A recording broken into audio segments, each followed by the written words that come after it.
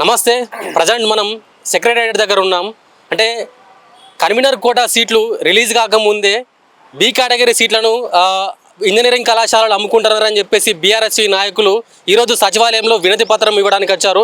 So మాట్లాడదాం అన్న, ఏంది అసలు ఈ సీట్లకు సంబంధించిన విషయం గురించి ఏం చెప్పదలుచుకున్నారు అన్న? దాదాపుగా ఈ తెలంగాణ రాష్ట్రంలో ఏదైతే ఇంటర్మీడియట్ రిజల్ట్ వచ్చిన తర్వాత వెమ్మటే దాదాపుగా ఇప్పటికీ 20-25 రోజుల నుంచి తెలంగాణలో ఉన్నటువంటి పేరు పొందిన కొన్ని ప్రైవేట్ ఇంజనీరింగ్ కాలేజీలు దాదాపుగా బి కేటగిరీ సీట్ల పేరు మీద ఈ 100 కోట్ల దందా చేస్తూ ఉంది. దాదాపు ఒక్కొక్క కంప్యూటర్ సైన్స్ కోర్సుకు 15 నుంచి 20 లక్షలు వసూలు చేస్తూ ఉంది. దీనివల్ల పేద విద్యార్థులు ఎంతోమంది నష్టపోతూ ఉన్నారు. మేము కాంగ్రెస్ పార్టీకి ఒకటే హెచ్చరిస్తూ ఉన్నాం. కాంగ్రెస్ పార్టీ రేవంత్ రెడ్డికి మేము ఒకటే హెచ్చరిస్తూ ఉన్నాం. ఇప్పటికీ కన్వీనర్ కోటా సీట్లు అసలు పూర్తి కాలేదు, అసలు నోటిఫికేషన్ ఇవ్వలేదు. అప్పుడే కొన్ని ప్రైవేట్ కాలేజీలు దాదాపుగా 100 కోట్లు దండుకునే పనిలో ఉంది. దీన్ని మేము ఖచ్చితంగా అడ్డుకుంటాం. మీరు దీని మీద ఖచ్చితంగా దీన్ని ఆన్లైన్ చేసి పేద విద్యార్థులకు న్యాయం చేయాలని మేము డిమాండ్ చేస్తూ ఉన్నాం. రానున్న రోజుల్లో దీన్ని అడ్డుకోకుంటే ఖచ్చితంగా 1000 మంది విద్యార్థులతో మేము హైయర్ ఎడ్యుకేషన్ కానీ సచివాలయాన్ని ముట్టడిస్తాం. అంటే మెయిన్గా మీరు చూసిన విధానం ప్రకారం ఏ కోర్సులకు ఎంత డిమాండ్ చేస్తున్నారు ఇటు ఇంజనీరింగ్ కళాశాలలు?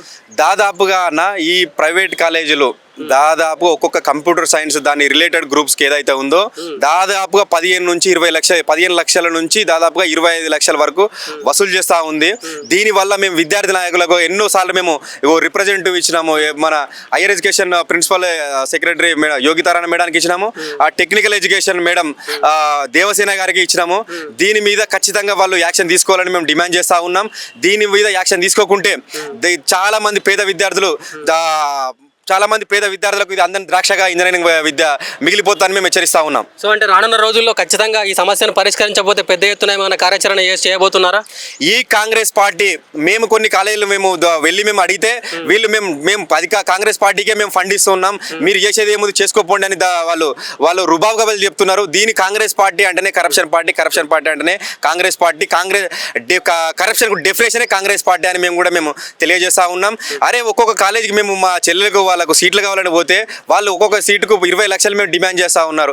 అరే పేద విద్యార్థులు మేడగడతాం, మాకు జేఈ ర్యాంక్ ఉంది, ఎంసెట్ ర్యాంక్ ఉన్నాయి, ఇవన్నీ ర్యాంకులు ఉన్నా కానీ ఇవన్నీ ర్యాంకులతో మాకు సంబంధం లేదు, మీరు మాకు ఖచ్చితంగా 20 లక్షలు ఇస్తేనే మేము సీట్ ఇస్తామని చెప్తా ఉన్నారన్న.